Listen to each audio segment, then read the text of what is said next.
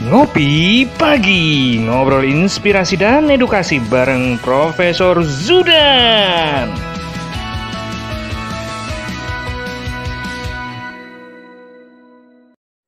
Salam bahagia kerabat desa Indonesia. Pagi-pagi kita ngopi. Saya udah punya ada TV desa, saya tinggal nunggu kiriman dari Prof. Zudan. Saya ada Kemendagrinya, jadi biar tambah keren. Pagi ini ada pelajaran apa ini, Prof? Saya kayaknya ngopi pagi harus saya jadikan agenda kayak tausiah pagi tentang administrasi kependudukan kayaknya. Ya. Apa ini Prof? Pagi ini Prof? Mas Suryo Koco dan seluruh kerabat desa, rekan-rekan Dukcapil seluruh Indonesia dan para pemirsa TV Desa, TV yang memiliki concern khusus kepada seluruh kerabat desa. Pagi hari ini kita akan diskusi, ngobrolin santai sambil ngopi tentang KTP elektronik. Beberapa pertanyaan yang selalu muncul itu, Mas, foto saya ini dulu belum berjilbab, sekarang sudah berjilbab, boleh ganti foto enggak? Katanya seumur hidup. Nah, saya ini sudah pindah rumah, KTP-nya ganti enggak? Kan harus berlaku seumur hidup. Ini gimana nih negara ini? Buat aturan kok enggak update. Status saja di Facebook, di Instagram kita update terus. Masuk KTP berlaku seumur hidup. Gitu. Status tapi update di KTP ogah-ogah juga gitu kan. Iya. Nah, itu Mas, memang kadang-kadang penduduk kita itu untuk hal-hal yang paling mendasar itu seringkali lupa. Dengan alasan sibuk, dengan alasan harus antri, dengan alasan harus ke kabupaten, harus ke kecamatan, sehingga banyak yang terlewati. Nah, khusus pagi hari ini, Mas Suryo Koco bersama TV Desa, bersama seluruh kerabat desa, sahabat Dukcapil, ya seluruh pemirsa siapa saja, mari kita cek KTP kita. Nah, mari kita berbincang-bincang tentang dokumen yang menjadi identitas sebagai warga negara. Ya.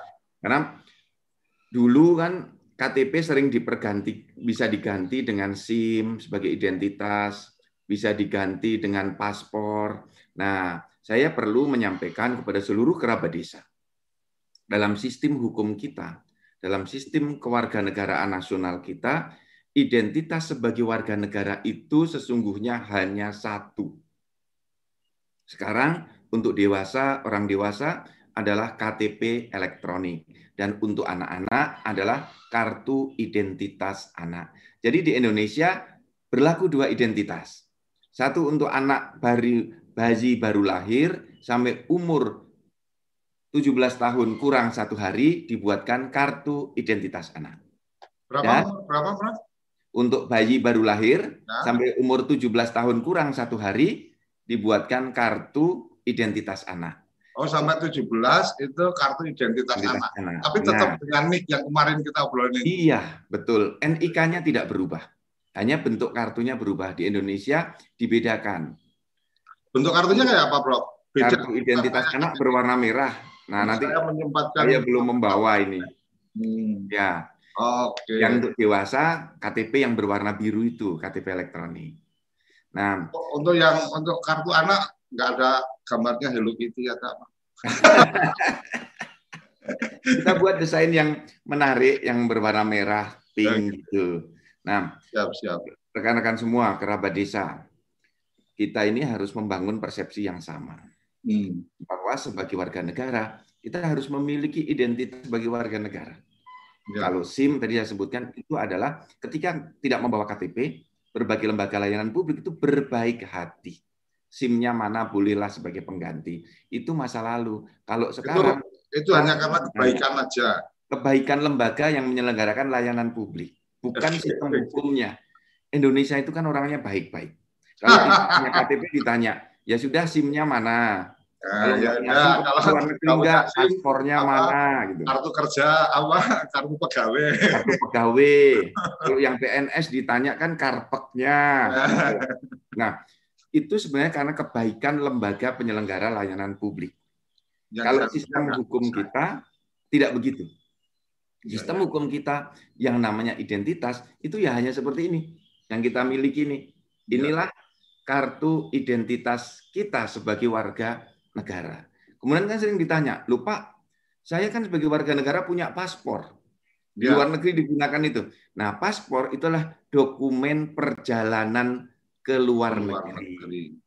Nah, jadi kalau perjalanannya cuma luar kota nggak perlu pakai paspor, tapi pakai KTP. Ya, KTP saja cukup.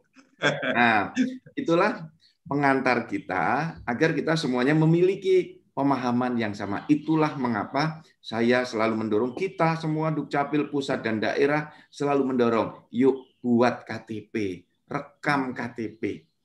Karena jangan sampai kita kalah dengan di masa lalu.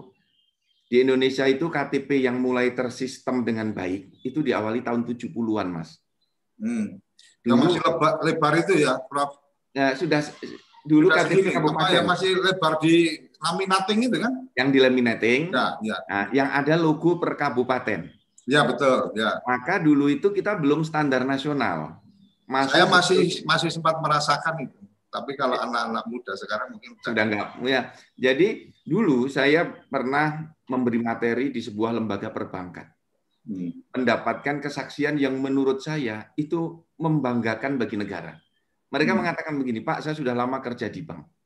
Sekarang jauh lebih mudah mengidentifikasi KTP ini asli atau palsu untuk nasabah saya. Loh, mengapa bisa seperti itu? Dia mengatakan, sekarang saya cukup ngapalkan KTP elektronik ini seluruh Indonesia bentuknya sama. Bahannya sama. Kalau dulu sampai tahun 2000-an, dari tahun 70-an sampai tahun 2000-an, 30 tahun, itu KTP-nya dibuat per kabupaten. Jadi kalau kabupaten di Aceh ada logonya kabupaten di Aceh. Kabupaten di Semarang logonya Kabupaten Semarang. Di Blitar logonya Blitar, sehingga petugas bank itu harus ngapalin satu persatu. Maka dulu pemalsuan itu banyak sekali. Nah, sekarang lebih mudah diidentifikasi karena hanya ada satu model. Jadi dikatakan negara Indonesia itu terus berbenah untuk membangun satu standar nasional. Nah, dalam sebuah negara kan memang sebaiknya satu sistem. Inilah yang bisa diperbaiki. Di kita dulu mengenal KTP kabupaten, kemudian KTP nasional, KTP disebut KTP nasional siap. Masih laminating. Sekarang KTP nasional dengan KTP elektronik. Jadi kepada seluruh masyarakat, warga di kerabat desa, tolong kalau ada saudara-saudara kita, teman-teman kita yang masih memegang KTP buatan tahun 2004. Nah, tahun 2004 itu KTP-nya harus sudah diganti semua di 1 Januari 2014. Itu harus diganti semua. Berarti kalau yang sudah tertulis berlaku hingga seumur hidup itu berarti sudah update. Nah, kalau yang dengan di KTP-nya sudah berlaku seumur hidup, itu berarti sudah KTP elektronik cetakan di 2014 ke belakang. Oh, berarti saya punya ini sudah 14 ke belakang ini, Bro. Nah, karena di sini tertulis seumur hidup kan gitu. Ya, betul. karena ada juga yang masih tertulis berlaku sampai kapan kan gitu, Bro. Ya, punya saya, seperti punya saya ini, Mas Suryo Koco, ditulis berlaku sampai dengan tahun 2017. Ini karena saya dulu membuatnya 2012. Nah, KTPL dulu, generasi pertama, 2011 sampai dengan 2014 itu berlakunya hanya 5 tahun. Kemudian di Indonesia memperbaiki Undang-Undang 23 tahun 2006 yang diperbaiki dengan Undang-Undang 24 tahun 2013. Nah, undang-undangnya mulai berlaku 2013, diterapkan mulai 2014. Nah, dulu KTP kita ditulis 5 tahun. Mulai 2014 itu ditulis persis di pasal 101. Pasal 101 huruf C tepatnya. Dikatakan KTPL yang sudah berlaku, yang masih ada tanggal kadaluarsanya, dinyatakan tetap berlaku seumur hidup. Artinya nggak usah nyetak lagi. Nggak usah nyetak lagi, dengan catatan tidak ada data yang berubah. Kalau datanya berubah, misalnya dulu bujangan, kemudian menikah, Mas, KTP-nya harus diganti, cetak ulang, karena berubah datanya. Kalau Pindah rumah. menikah kemudian menikah lagi kan nggak ada perubahan data kan, Bro? Nggak ada perubahan data. Tapi ada perubahan tanggung jawab, bebannya yang bertambah. Lanjut, Bro. Nah, kemudian banyak pertanyaan. Dulu saya waktu buat KTP itu masih kurus, masih jelek. Karena baru lulus SMA. Sekarang saya udah kerja, udah agak ganteng, kumisnya udah tumbuh. Boleh ganti foto nggak? Silahkan diganti sekalian mengupdate data. Dulu kan pekerjaannya masih pelajar. Sekarang misalnya pekerjaan sudah mahasiswa, diupdate. Atau saya ini perlu melakukan update data, Bro. Karena kan waktu foto saya belum ompong, ini sekarang ompong. Oke, proses update-nya sesusah apa, Bro? Nah, update ada dua hal. Pertama, update data, dan yang kedua, update foto. Oke. Kalau update data, cukup datang ke Dinas Dukcapil melaporkan. Nah, yang saya maksud Dinas Dukcapil itu berbeda-beda di Indonesia. Kalau di DKI, di Depok, boleh di kelurahan. Daerah lain boleh di kecamatan. Daerah lain ada yang harus di kabupaten, karena alatnya hanya tersedia di kabupaten. Dan petugasnya baru ada di tingkat kabupaten. Jadi, Mas Suryo Koco dan seluruh kerabat desa, saya perlu jelaskan, Indonesia itu cakupannya beragam-ragam. Kita memiliki 514 kabupaten kota, dari yang sudah sangat maju layanan adminduknya. Seperti di kota-kota besar ya, yang bagus sekali itu kan, Kota Denpasar itu bagus, Kota Bandung itu bagus, DKI bagus ya, Surabaya mulai menuju taraf yang bagus, Kota Semarang itu bagus. Yang kota-kota itu rata-rata bagus. Tetapi kan ada juga daerah yang jaringan listriknya saja sering mati, Mas. Teman-teman di wilayah Papua, Papua Barat, di Nias, Nias Utara, di Mentawai. Jangankan ngomong internet, ngomong listrik aja. Listrik sering mati. Jadi saya sering dikomplain, Pak Prof, ini saya sudah buat foto kok nggak jadi-jadi KTP-nya. Ya, ada gangguan-gangguan ini. Saya mengakui, kita sudah banyak memperbaiki, tetapi kekurangan-kekurangan selalu ada. Bayangkan, Mas, kita punya 514 kabupaten kota. Negara yang sangat besar. Ya. Kemudian SDM-nya, ada yang sudah pinter, ada yang setengah pinter, ada yang harus dilatih terus-menerus. Nah, yang kalau merubah foto itu harus datang, karena harus foto. Nggak bisa seperti kita mengirim foto saja. Saya kirim foto saja ya lewat pos. Nanti kemudian dicetakkan dengan foto itu nggak bisa. Nah, kalau merubah data, beberapa daerah sudah bisa melakukan secara online. Mengurus data. Ya, misalnya kan urus pindah, itu sudah bisa online. Kalau pindah itu artinya dia merubah data alamat. Itu kalau sudah merubah data alamat, maksudnya yang sudah bisa online hanya masih beberapa tempat, atau kemudian ini terintegrasi di di Dukcapil kemudian. Ya, jadi data kita, Mas, seluruh Indonesia itu terintegrasi dari kecamatan, kabupaten, dan pusat. Itu terintegrasi. Jadi kalau orang pindah penduduk, itu langsung terintegrasi ke data di pusat. Maka di kabupaten. Tapi tetap harus melakukan perubahan data itu di tempat lokasi kita.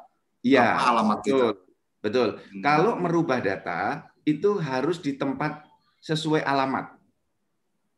Membuat foto sesuai alamat. Tetapi kalau membuat KTP, mencetak KTP tanpa ada perubahan data, boleh dimanapun. Sekarang kita sudah memperbaiki sistemnya. Mencetak KTP. Misalnya anak saya membuat KTP dulu di Bekasi. Kemudian pas di Surabaya KTP-nya hilang. Dia kan harus check-in ke bandara, di kereta api, beli tiket gitu. Misalnya harus kemana menggunakan KTP, dia bisa mencetak KTP-nya di Surabaya. Datang ke Dinas Dukcapil di Surabaya, membawa surat keterangan hilang dari kepolisian, tolong cetakkan KTP saya. Tidak boleh merubah data. Hanya fungsi memberikan salinan ibarat kata gitu ya. Betul. Tapi KTP-nya persis sama. Sama, artinya semua datanya sama, tidak ada yang berubah. Betul, datanya sama, fotonya sama. Nah, kemarin juga ada kawan saya dari Kalimantan Selatan sudah bekerja di Surabaya. Oke.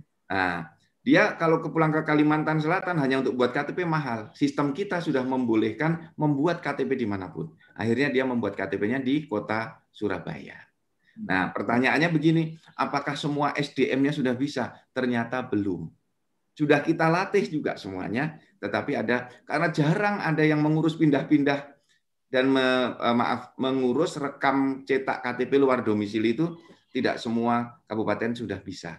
Nah, artinya yang masih ada juga belum siapnya itu teman-teman dari Dukcapil di kabupaten kota itu atau bagaimana? Iya, betul. Ada beberapa Dinas Dukcapil yang SDM-nya itu belum siap untuk mencetakkan KTP luar domisili karena itu rumusnya berbeda dengan rumus mencetak penduduk di kabupaten kotanya sendiri. Prof, tapi kalau kita melihat, kalau kita tadi Prof sampaikan ini kan akan berlaku seumur hidup, datanya terintegrasi di Dukcapil dan seterusnya. Sementara kalau kita lihat perkembangan ini kan kita bicara elektronik KTP, artinya kan berarti bisa juga tanpa harus dengan fisik pun sebenarnya juga sudah bisa menunjukkan bahwa ini KTP saya gitu kan. Taruh kata yang sekarang yang simpel aja lah Prof. Saya ikut terdaftar sebagai anggota sebagai member kartu diskon di salah satu minimarket. Begitu itu terkoneksi dengan payment, maka kemudian saya juga bisa menunjukkan bahwa ini loh kartu diskon saya, ini kartu kartu dari member di shopping mereka dan seterusnya. Itu satu, artinya saya nggak perlu harus fisik tebel-tebel di kantong kan gitu, itu satu. Yang kedua, ketika kemudian melakukan validasi data dan seterusnya, di beberapa aplikasi smartphone itu kan bahkan sampai fingerprint. Artinya fingerprint ketika kemudian saya ingin mengamankan handphone saya supaya tidak bisa dibuka anak sama istri gitu kan, itu kan otomatis kita kasih pengaman sidik jari, artinya mereka nggak akan bisa buka karena kita menilai bahwa ini private gitu kan, walaupun sebenarnya ya itu keputusan masing-masing itu private atau enggak. Tapi yang ingin saya bawa lebih dalam konteks yang ketika kemudian saya punya kredit online atau fasilitas kredit online, itu dia juga memberikan ruang kepada kita untuk kemudian Anda masukkan PIN atau Anda masukkan sidik jari. Karena ketika memang aplikasi di handphone kita sudah ada pembacaan sidik jari, ketika pemakaian sidik jari otomatis ketika kemudian akan belanja kemudian menggunakan fasilitas kredit, itu umpama anak saya main handphone saya kemudian dia yang belanja pakai fasilitas kredit, saya nggak bisa karena memang harus sidik jari saya yang tertempel di situ.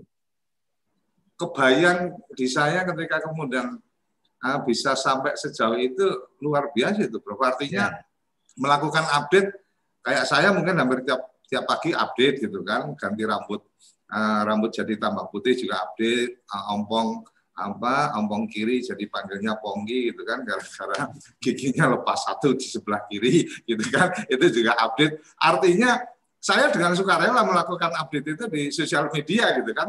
Nah kalau kemudian semudah itu melakukan update di data kependudukan, walaupun ya tidak kemudian narsis banget lah gonta-ganti foto gitu kan. Nah itu mungkin akan menjadi keasikan tersendiri, teman-teman kerabat desa ini melakukan update itu dengan sukacita, tidak merasa bahwa itu jadi beban atau kemudian jadi dilakukan hanya kalau perlu. Kira-kira gimana, Bro? Ini ya agak liar mungkin pagi ini saya. Menarik sekali, Suryo Koco, kerabat desa. Kita terus melakukan pembenahan secara sistem. Oke. Nah, di balik semua yang kita lakukan kelihatannya di front office itu sederhana. Di front office hanya ada petugas yang menerima, kemudian memfoto ya. Tetapi di belakang layar, back office-nya itu ada perangkat yang sangat besar. Ya, ya. Apa yang ada di belakang dari semua sistem Dukcapil itu? Pertama namanya data center. Indonesia untuk layanan admin Duk memiliki 3 data center besar. Mungkin inilah data center terbesar yang dimiliki oleh berbagai instansi. Karena yang isinya adalah 268 juta penduduk. Besar sekali, Mas, penduduk kita. 268 juta. Ada data center. Yang kedua ada namanya jaringan komunikasi data. Nah, ini jaringan inilah yang menghubungkan antara Dukcapil Pusat, Dukcapil Kabupaten Kota, dan Dukcapil di semua kecamatan. Di DKI, di Depok, itu sampai di tingkat kelurahan. Nah, ke depan kita akan dorong sampai ke tingkat desa. Desa-desa yang sudah mampu boleh menarik menggunakan jaringan itu. Nah, ini jaringan khusus, sehingga tidak mudah dihack, tidak mudah disusupi oleh virus-virus ataupun malware ataupun trojan, misalnya seperti itu. Kemudian yang ketiga, itu memerlukan perangkat-perangkat pendukung seperti server, komputer, ya, kemudian ribbon, tinta untuk mencetak, dan yang keempat SDM. Jadi Dukcapil itu ada 60 ribuan SDM-nya sampai di tingkat kecamatan. Mungkin lebih 60 ribu sekarang, karena kecamatan-kecamatan bertambah. Desa-desa yang sudah menerapkan ini, kelurahan-kelurahannya juga bertambah. Ada back office yang sangat besar. Nah, maka kita ketika berbenah itu dilakukan dengan pendekatan komprehensif dan nasional. Nah, ini Mas Koco tadi, bisa nggak sih orang itu nggak perlu bawa apa-apa, cukup bawa sidik jari. Nah, karena sudah rekam KTPL, datanya sudah ada. Kemudian nggak usah bawa apa-apa, bawa wajah saja. Nah, sekarang kita sudah mulai mengarah ke sana. Saat ini sekarang ada 7 lembaga yang kerjasama dengan Dukcapil untuk layanannya itu menggunakan foto wajah, Mas. Jadi rekening bank nggak perlu ke banknya, cukup fotonya difoto begini dengan handphone, dikirim ke banknya. Banknya nyocokkan dengan data Dukcapil. Oh, Anda cocok. Setelah fotonya cocok, dia diproses bukakan rekening bank. Satu lagi lembaga yang sudah menggunakan data ini adalah kepolisian. Jadi kepolisian untuk penegakan hukum, pencegahan terorisme, untuk mencari, mengidentifikasi pelaku kejahatan. Jadi rekan-rekan semua, kerabat desa, kita sekarang harus berperilaku tertib. Sebab kalau kita misalnya di pinggir jalan, ya, jadi vandalisme itu, Mas, ngerusak, lempar apa, tertangkap di CCTV, itu sudahlah pasti tertangkap. Karena dari CCTV wajahnya kelihatan, diidentifikasi siapa dia. Nah, ini juga berguna untuk mengungkap korban kejahatan. Kepolisian sudah menggunakan sidik jari. Oh, yang itu ya dulu apa namanya? Jadi waktu Lion Air jatuh, kemudian ada mutilasi kemarin-kemarin itu, ada korban tabrak lari, meninggal dunia, sidik jarinya dipasang di atas alat. Langsung data orang itu keluar. Jadi tidak perlu lagi DNA, tidak perlu lagi mencari ke RT RW bener enggak datanya enggak. Langsung dengan sidik jarinya. Nah, kita sudah mulai menuju ke sana, Mas. Nah, ada lagi yang terus kita lakukan untuk memudahkan warga masyarakat membuat dokumen kependudukan. Tidak harus datang ke Dukcapil, tetapi sekarang kita sudah menginisiasi alat baru yang namanya Anjungan Dukcapil Mandiri. Anjungan Dukcapil Mandiri. Ini kayaknya nyambung sama yang ada di chat kita ini, Prof. Ya. Ada di Januar, Kabupaten Kutai Timur, sambil goes di Geraha Expo, tempat layanan satu atap di mana Dukcapil sudah masuk dalam layanan satu atap. Apa ada yang model ini maksudnya? Ya, ini Pak Januar. Sahabat saya, ini kawan baik saya. Ini Pak Ibu atau Bapak ini, Harlian? Bapak. Oh, Pak Harlian kalau sedang ada di posisi lokasi, ya kan? Ini akan menjadi menarik di lokasi layanan satu atap, sinyalnya bagus, bisa dibuka zoom-nya, kita bisa langsung live dari sana, Pak Harlian bisa menyapa langsung ke Prof Zudan. Menarik juga ini kalau memang sedang ada di situ, boleh pakai perangkatnya bisa komunikasi. Lanjut Prof sambil menunggu Pak Aryan, siapa tahu nanti masuk. Anjungan Dukcapil Mandiri tadi itu konsepnya seperti ATM. Duit itu kan nggak mengenal otoritas wilayah, tidak ada duit kabupaten A, duit kabupaten B, itu tidak dikenal. Iya. Duit semua sama. Nah, itu yang kemudian menginspirasi Dukcapil untuk berbenah. Dinamika penduduk kita itu besar sekali. Perpindahan penduduk kita besar sekali. Dan kebutuhan dokumen itu tinggi. Nah, maka kita mencoba ini gimana caranya agar dokumen kependudukan itu keluar dari mesin. Tidak keluar dari kantor. Nah, Dukcapil kemudian melakukan riset, melakukan kajian. 2019 kita bisa mendesain namanya Anjungan Dukcapil Mandiri. Jadi mencetak KTPL di mesin ATM-nya Dukcapil itu. Mencetak kartu keluarga di mesinnya Dukcapil itu. Nah, ini nanti teman-teman. Kalau mesin yang cetak berarti kita gratis dong, Pak? Gratis. Semuanya gratis. Ini Dukcapil ini luar biasa, semua gratis gitu. Anggarannya gede banget itu berarti. Nah, ini alhamdulillah. Nanti teman-teman bisa buka di YouTube. Ya. Ketik Anjungan Dukcapil Mandiri. Contoh-contohnya sudah banyak. Memang tahun ini belum seluruh Indonesia. Yang sekarang sudah terpasang baru di 77 daerah. Sampai akhir tahun nanti target kita 144 Anjungan Dukcapil. Nah, yang menyenangkan bagi saya adalah mulai masuknya pihak ketiga yang bekerja sama dengan Dukcapil. Sehingga Anjungan Dukcapil ini gratis, kita tidak mengeluarkan dana dari APBN. Dari partisipasi pihak ketiga. Yang memang karena mereka juga kemudian mendapatkan manfaat ketika data kependudukan ini rapi, maka mereka juga akan secara bisnis mereka juga akan menjadi lebih nyaman. Salah satunya itu, mereka akan mendapatkan data yang akurat dari perbankan. Contoh BPD Jatim itu memberikan CSR-nya 20 Anjungan Dukcapil Mandiri ke Provinsi Jawa Timur untuk dibagikan di kabupaten kotanya. Karena dia terbantu dengan data, dengan akses data Dukcapil. Kemudian ada perusahaan yang mengembangkan kerjasama periklanan. Jadi di dalam Anjungan Dukcapil Mandiri itu kiri kanannya dipasangi iklan. Ada iklannya yang kemudian dikontrol sama mereka ya. Jadi orang pas nunggu nyetak itu suka nggak suka terus disajikan. Misalnya ditulis BPD Jawa Tengah, ditulis Bank Rakyat Indonesia. Kan itu iklan sepanjang tahun. Dibaca terus dengan produk-produknya. Nah, mereka memberikan alat itu kepada Kementerian Dalam Negeri. Bapak nggak usah bayar. Ini saya pinjemi alat. Saya yang merawat. Tolong dikirim ke kabupaten kota. Nah, inilah kan sebuah bentuk sinergi, bentuk kolaborasi. Daripada lembaga itu beriklan dengan baliho, ya kan, dengan poster, dengan spanduk, dibaca, setelah itu dicopot oleh Satpol PP karena habis kontraknya. Ya. Nah, dengan Anjungan Dukcapil, ini anjungannya 5 tahun bertahan, ya 5 tahun iklannya. Dan boleh iklannya mereka ganti-ganti sendiri. Silahkan dipasang stiker. Prof, yang kayak gitu itu inisiasi dari swastanya apa terobosan dari Prof Zudan? Jadi, ini kan gaya bersambut, Mas. Saya diskusi. Ketemu dengan kawan-kawan, saya berbagi cerita. Saya punya impian begini. Rakyat itu bisa mengurus layanan administrasi kependudukan 24 jam.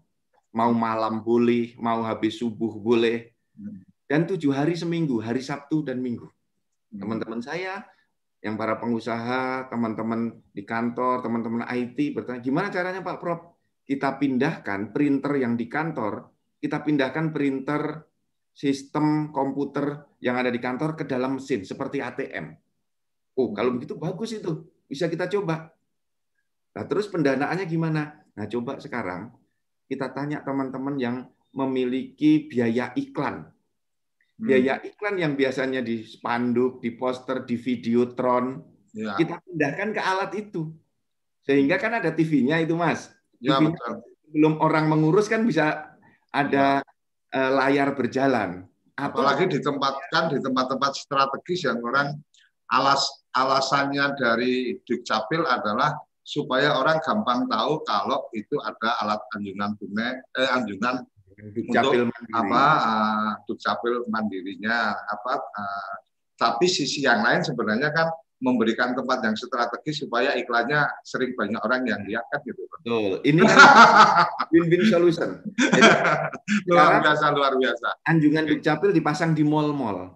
Ya, iya itu pasti poinnya kan ke situ. Kemudian yang kemudian pengen apa artinya yang akan terlibat itu kan akan berhitung berapa viewer atau berapa orang menatap titik itu. Jadi ibarat kata ya per orang lihat itu berarti kan cuma nggak sampai 1 sen rupiah umpamanya. Artinya kan yang dia berikan itu sangat murah, tetapi kemudian membantu agenda-agenda dari pemerintah. Ini luar biasa nih, Pak. Dan kolaborasi yang luar biasa ini.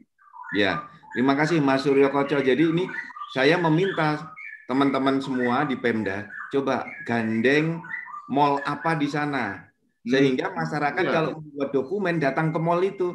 Ya, betul. Sambil nunggu dia sambil beli kopi di sana, sehingga mallnya juga hidup. Contoh yang bagus di Kabupaten Magetan. Anjungan Dukcapil Mandiri dipasang di mall pelayanan publik di atas pasar. Jadi bawahnya itu pasar, pusat pertokoan itu, Mas. Ya. Itu pusat layanan. Sehingga masyarakat itu ke pusat layanan sekaligus mampir ke pasar. Jadi pasarnya hidup, pusat layanannya juga rame. Karena orang sekali jalan bisa datang ke 2 titik. Ini juga terobosan. Magetan termasuk salah satu daerah yang pertama-tama menggunakan anjungan Dukcapil Mandiri. Nah, kami sekarang bekerja sama dengan sebuah perusahaan swasta yang namanya PT Sinergi Nasional Rakyat Indonesia. Saat ini dari PT itu sudah ada 100 anjungan Dukcapil Mandiri yang diberikan kepada Dukcapil Kementerian Dalam Negeri. Jadi mereka di atas. Artinya bahwa Dukcapil Kemendagri sudah melakukan kerjasama, itu tidak berarti bahwa teman-teman di Dukcapil Kabupaten itu kemudian tidak bisa melakukan kerjasama dengan pihak lain, kan?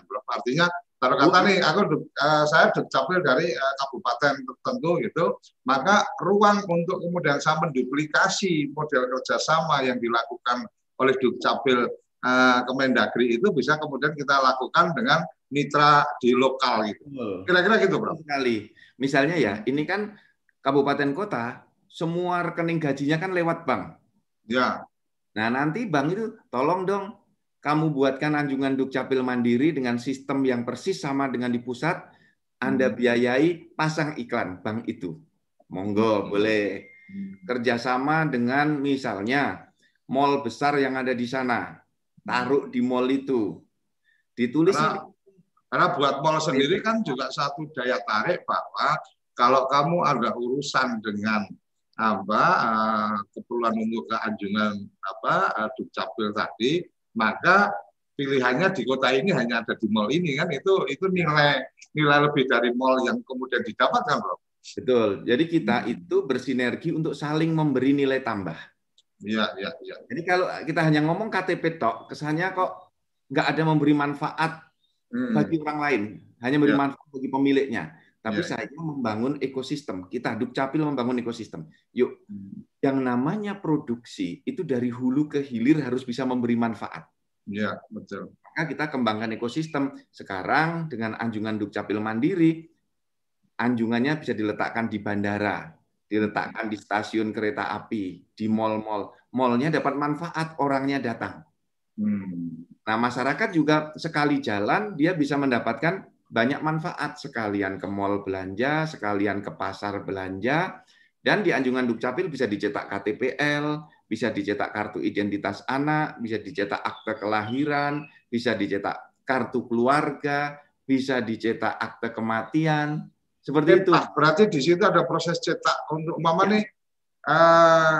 Kita mama ada keperluan apa, terus tahu-tahu minta untuk ada kartu keluarga dan seterusnya. Maka ketika ada anjungan Dukcapil Mandiri itu, maka kemudian kita bisa tinggal datang ke situ dengan data yang kita punya isi untuk kemudian saya pengen cetak kakaknya, berarti bisa cetak di situ. Ya, jadi kita mudahkan. Jadi persis seperti kita membuat ATM, mengambil uang di ATM. Nah, kita pertama-tama daftar ke Dukcapil. Nomor handphone saya berapa? Karena nanti akan dikirimi PIN di nomor handphone. Atau dikirimi namanya QR Code. Sehingga nanti saya mau ini Prof. Zudan luar biasa ini. Memainkan artinya sepertinya memberikan kemudahan, tapi ada juga bagian yang kemudian harus di-grab menjadi data penting. Jadi ketika kemudian kalau mau memakai layanan itu maka harus teregistrasi nomor handphone Anda karena akan dikirim PIN-nya, akan dikirim untuk kemudian bisa mendapatkan layanan. Suka tidak suka kemudian dari data saya akan bertambah bahwa nomor handphone ini adalah nomor aktif dari nomor induk nomor induk kependudukan saya, kan gitu ya, Prof? Betul. Jadi semakin lama big data kita akan bertambah besar. Luar biasa. Masuk nanti QR code, ada PIN, orang langsung dengan PIN-nya ketik di anjungan Dukcapil, mau cetak apa? KK, KTP, akte kelahiran, sudah ada fitur-fiturnya. Nah ini Mas, belum pernah di Indonesia ada dokumen publik keluar dari mesin. Nah, teman-teman Dukcapil di kita seluruh Indonesia ini hebat-hebat, tangguh, militan, berpikir tanpa pamrih, berkreasi terus-menerus. Mas harus pakai pamrih, Prof. Kalau nggak pakai pamrih nanti salah. Pamrihnya adalah memberikan yang terbaik di tempat pekerjaan, kan gitu. Ya. Oke, Prof. Jangan kemana-mana, ini kayaknya saya harus jeda karena takut kopi saya terlalu dingin. Kita akan jeda sesaat dan akan kembali lagi bersama Prof. Zudan, ngopi pagi kita. Makin seru aja, makin hari makin seru, luar biasa. Jangan kemana-mana, tetap di ngopi pagi bersama Prof. Zudan. Kamu tinggal di pulau terpencil, pegunungan pinggiran kota, atau daerah di Indonesia yang tidak terjangkau jaringan fiber, ADSL, dan juga 3G. Internetan dengan cepat pasti cuma akan menjadi mimpi. Mau pakai tol langit, pakai Desa Wifi, kunjungi www.desawifi.id.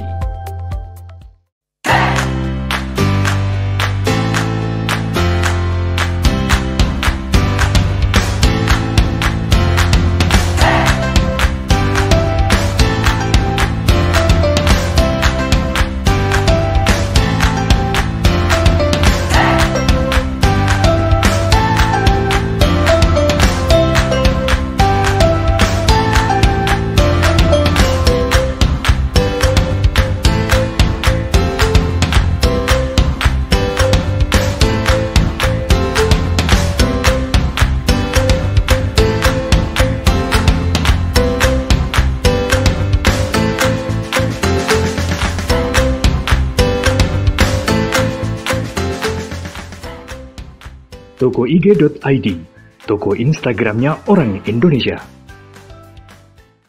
Ayo, kandidat kepala daerah, manfaatkan kesempatan ini.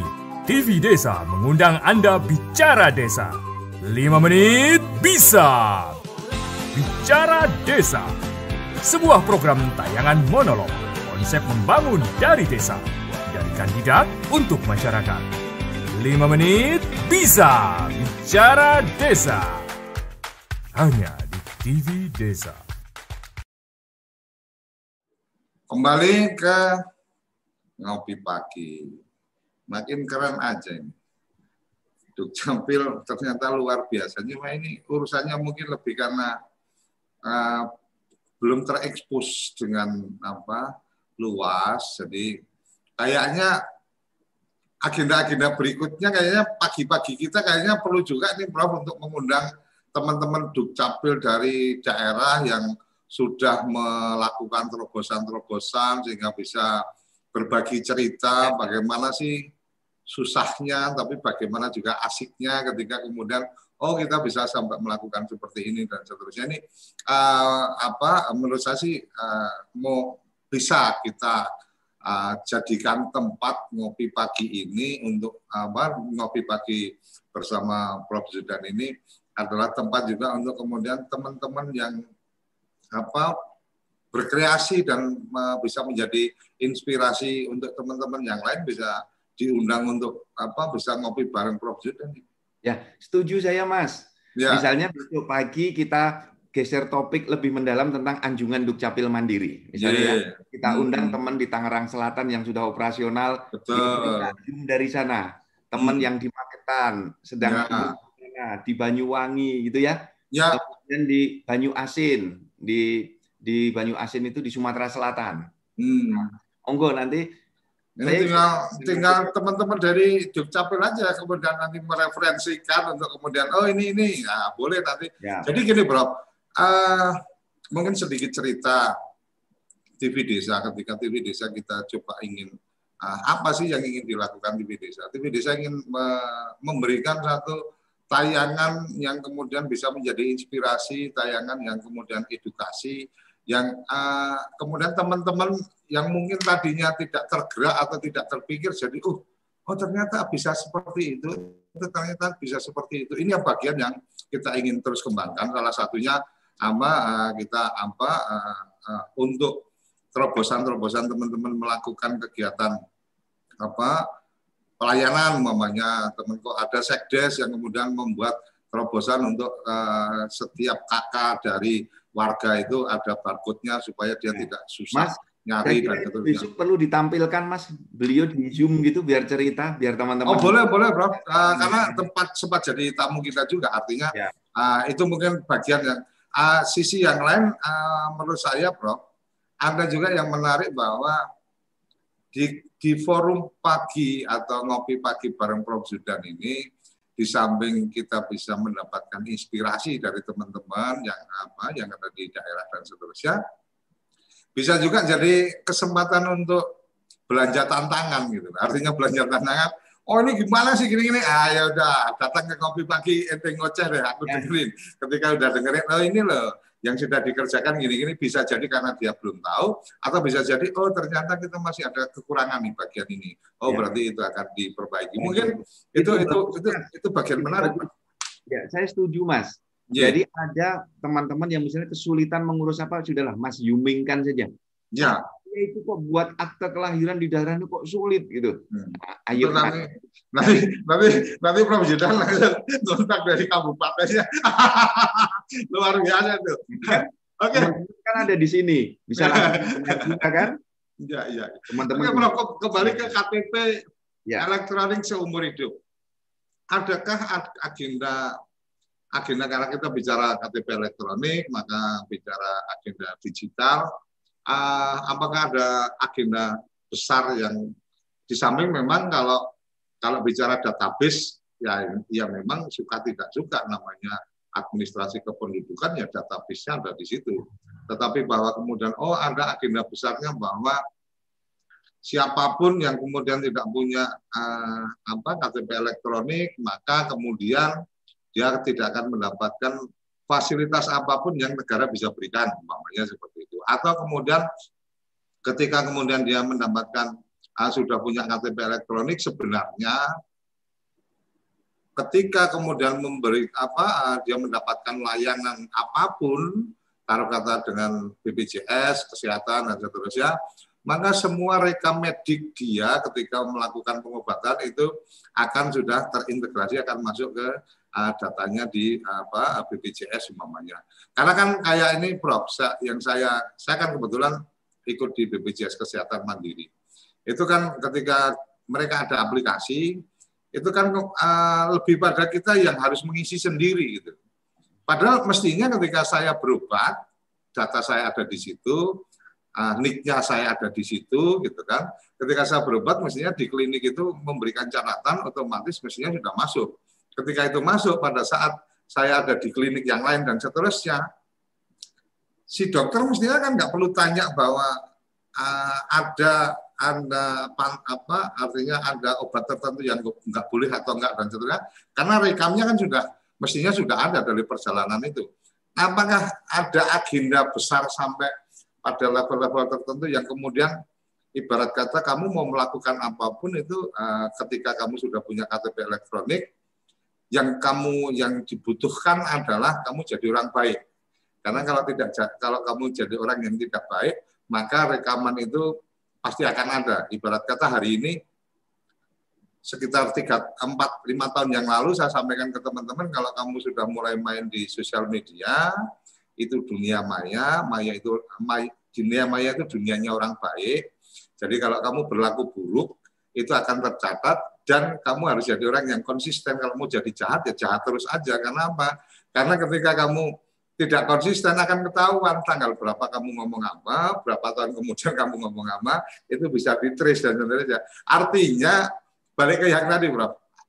Kayaknya Prof. Judan punya obsesi atau mimpi besar tentang administrasi kependudukan ini. Kalau boleh berbagi pagi ini.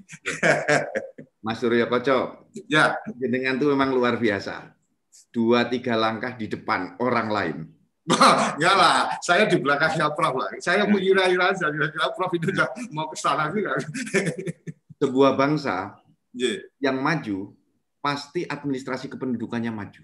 Ya. Amerika, tradisi administrasi kependudukannya bagus sekali. Turki, administrasi kependudukannya bagus sekali. Jepang, bagus sekali. Korea Selatan, hebat.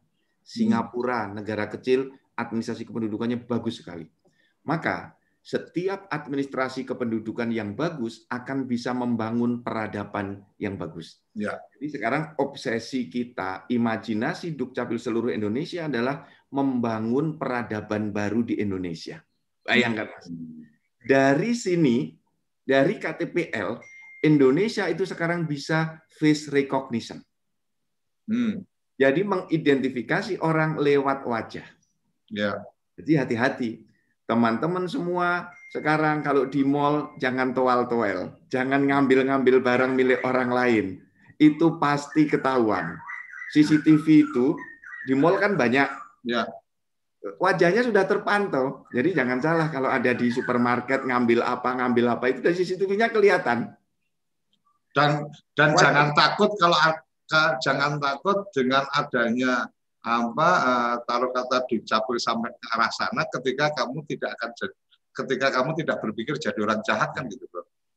Oleh karena itu peradaban yang dibangun adalah peradaban untuk menjadikan seluruh Indonesia adalah orang baik. Ya. Saya pernah dikirim belajar ke Estonia tentang administrasi kependudukan. Di Estonia itu tertib sekali, Mas. Tidak ada orang membuat KTP lebih dari 1, nggak ada. Nggak ada orang memalsukan identitas, nggak ada. Tidak ada orang berani berbuat jahat, coret-coret di tembok-tembok, merusak fasilitas negara, nggak berani. Mengapa? Walaupun nggak ada polisi, nggak ada satpol PP, tetap ada yang langgar lalu lintas, nggak ada. Karena CCTV ada di mana-mana dan terkoneksi dengan database kependudukan. Dan semua terrecord. Dia melakukan kejahatan apa, terrecord. Dia melakukan pelanggaran lalu lintas, terrecord. Dia memalsukan dokumen, terrecord. Dia pindah penduduk, tidak lapor, terrecord. Dia beli mobil, terrecord. Plat nomornya terrecord. Negerinya tertib, Mas. Dan ini menyenangkan bagi orang-orang baik. Karena jalan di malam hari tenang. Karena semua ada CCTV-nya. Kalau orang nakal pasti nggak nyaman. Artinya membangun sebuah peradaban baru dengan suasana yang kemudian kita bisa bahagia, warganya bahagia. Jadi kalau saya sempat ngobrol sama teman-teman itu, sebenarnya yang paling penting itu apa sih? Oh ya, paling penting itu bahagia. Ketika bahagia itu artinya adalah kita tidak pernah takut akan apa yang terjadi esok hari kan. Ketika kita masih takut sepeda motor diparkir di depan itu bisa hilang, oh berarti masih belum bahagia kan gitu. Ketika masih takut besok ada tagihan, berarti belum bahagia. Tapi kembali yang tadi Profesor sampaikan, berarti sampai di arah ke sana, artinya sampai kepada warga masyarakat kita yang kemudian bisa bahagia itu dimulai dengan tertib administrasi kependudukan. Itu ya Prof. Satu dimulai itu. Satu, penduduk hanya boleh memiliki satu identitas. Berbagi negara tidak ada penduduk ingin memiliki identitas lebih dari satu, nggak ada. Nah, semua negara maju menerapkan single identity number. Maka hak politiknya melekat dengan number itu, hak sosialnya melekat dengan number itu, hak ekonominya melekat dengan number itu. Berarti gini Prof, itu salah satu yang kemarin terobosan Prof yang kemarin sampaikan ini yang nyangkut ke masalah kemudian orang berpikir untuk punya banyak KTP tadi, begitu kemudian status anak nikah dan seterusnya yang kemarin sempat kita diskusikan, itu mungkin salah satu bagian bahwa supaya ini ya udahlah di sana tercatat nikah, di sana tercatat nikah, Nah, akhirnya kemudian bisa si anak juga bisa punya akte dan seterusnya. Luar biasa, berarti sebenarnya tantangannya banyak sekali dan Profesor Judan mesti mengurai satu-satu membuat koneksi. Berapa lama untuk kemudian ide luar biasa ini, Prof?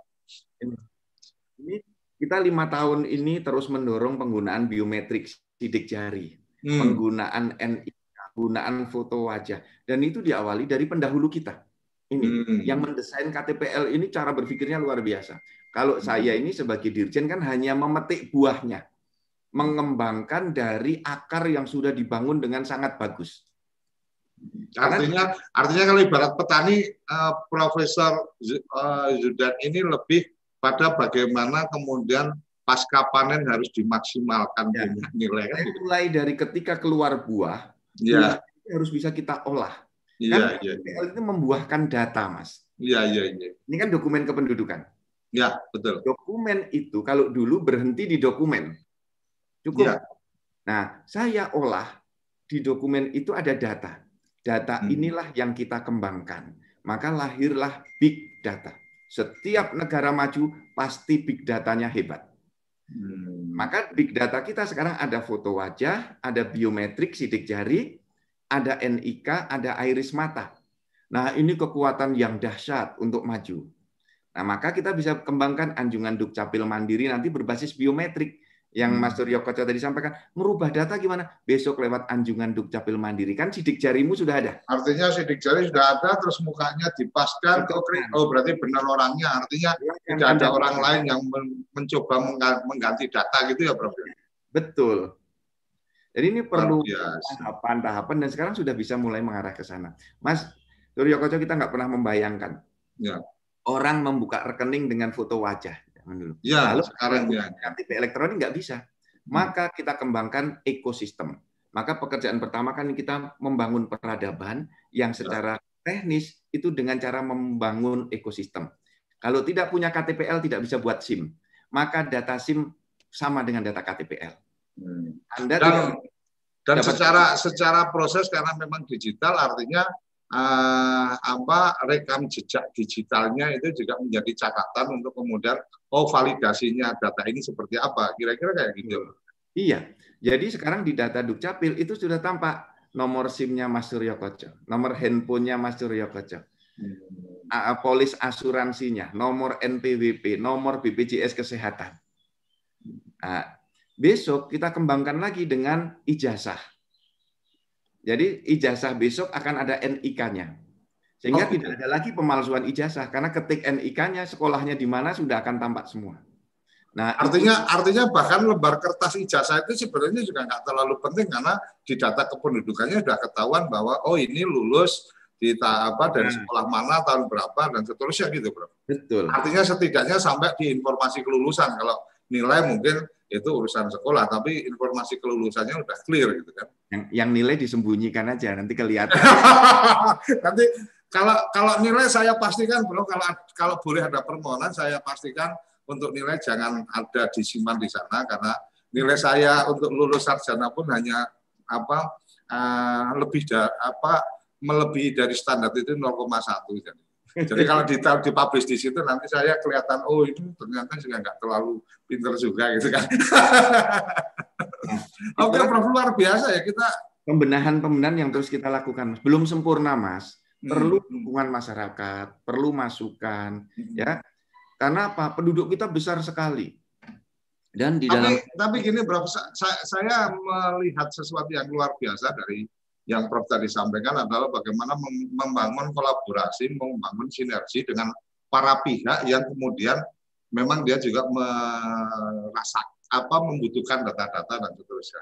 Karena sekarang nih salah satu saya menyampaikan ya kita kadang kita juga harus bersyukur ada pandemi ini kan, artinya banyak hal yang kemudian dulu itu harus sowan, harus nunggu di depan pintu dan seterusnya. Sekarang kan tinggal Zoom meeting dan seterusnya. Nah, sisi yang lain kayak buka rekening gitu kan, buka rekening bank. Gitu kan. Dulu kan memang kita harus ngantri dan seterusnya. Sekarang kemudian dengan adanya kondisi seperti ini terobosannya luar biasa. Teman-teman bisa langsung membuka rekening dengan menggunakan aplikasi dari bank masing-masing.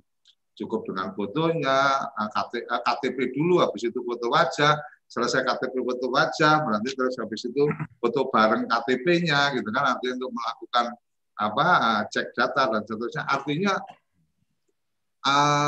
setiap tantangan itu setiap masalah itu dijadikan tantangan, jadi peluang, dan Dukcapil juga mengambil peran itu menurut saya ya. Mungkin kalau tidak ada ribut-ribut heboh-heboh yang dulu itu mungkin juga tantangannya juga nggak jadi menarik juga kan, karena semua langsung memperhatikan mentolengi Dukcapil ini ngopo menaiki ono KTP berserakan ada apa. Akhirnya kemudian ini kita dipantengin orang banyak, harus membuat sesuatu yang luar biasa. Apa kira-kira juga ada hikmah di balik sesuatu itu? Para kerabat desa dan teman-teman semua, seluruh pemirsa TV Desa ya. Saya dengan teman-teman Dukcapil pusat dan daerah, kami membangun paradigma tidak saya, tidak Anda, tetapi kami, kita. Gitu. Sehingga kita membangun soliditas, membangun kekompakan, membangun militansi, resilience, ketahanan untuk menghadapi masalah bersama-sama. Saya percaya bahwa masalah adalah tangga untuk naik ke tempat yang lebih tinggi, Mas. Jadi setiap masalah, oke, kita selesaikan, naik. Ada masalah, naik lagi. Ada masalah, kita naik lagi. Bukan kemudian masalah meruntuhkan kita. Seluruh Indonesia kita naik bersama-sama membangun branding.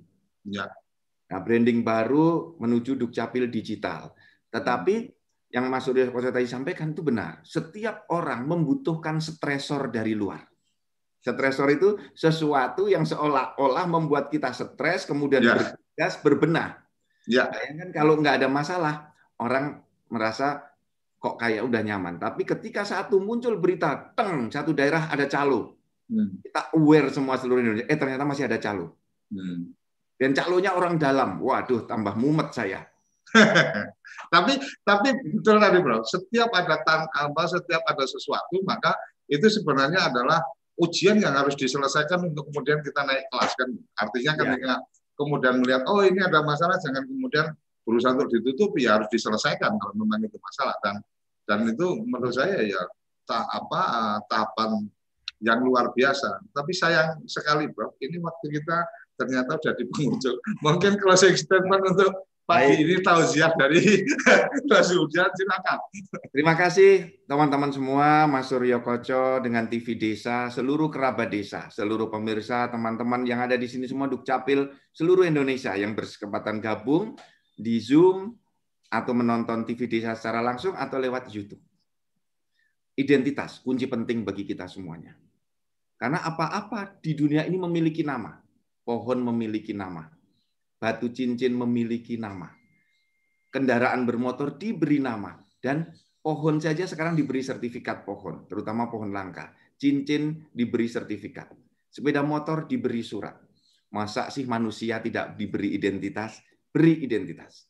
Identitasnya untuk anak-anak adalah kartu identitas anak, dan untuk orang dewasa adalah KTP elektronik. Nah, khusus KTP elektronik di Indonesia, Undang-Undang Administrasi Kependudukan Pasal 63 itu mengatakan penduduk WNI dan WNA diberikan identitas KTP elektronik bagi yang memenuhi syarat. Nah, untuk KTP elektronik bagi WNI harus berumur 17 tahun atau pernah menikah. Bagi WNA wajib diberikan KTP elektronik bila memenuhi syarat kartu izin tinggal tetap. Jadi Mas Surya Koco, seluruh kerabat desa jangan kaget kalau ada WNA, orang Arab Saudi, orang China, orang Amerika memiliki KTP elektronik. Itu seperti kita di luar negeri diberi permanen residen, diberi ID, sama. Itu adalah tradisi internasional. Kemudian yang kedua, teman-teman semua, di dalam kita bekerja, menyelesaikan pekerjaan kita, ada masalah. Tantangan kepemimpinan, leadership challenge, adalah bagaimana kita memberikan solusi. Setiap pemimpin tidak boleh hanya berhenti berkeluh kesah ketika ada masalah. Pemimpin harus bergerak untuk memberikan solusi. Nah, jadi mari kita, semua dari kita adalah pemimpin. Maka semua dari kita harus bergerak memberikan solusi. Demikian Mas Surya Koco. Oke, terima kasih. Luar biasa Prof. Zudan. Ana yang terakhir tadi yang menarik, mungkin nanti saya akan usulkan ke teman-teman di Dukcapil atau teman-teman redaksi nanti juga bisa mempersiapkan tentang KTP elektronik untuk orang asing itu seperti apa. Ini kayaknya menarik untuk kita jadikan obrolan mungkin besok pagi atau pagi berikutnya, tapi yang jelas pagi ini kita cukup sampai di sini ngopi pagi bareng Prof. Zudan. Terima kasih Prof. Zudan sudah berkenan untuk ngopi pagi bareng kita di TV Desa. Sampai di sini, sampai bertemu di episode berikutnya. Salam bahagia kerabat desa Indonesia. Terima kasih.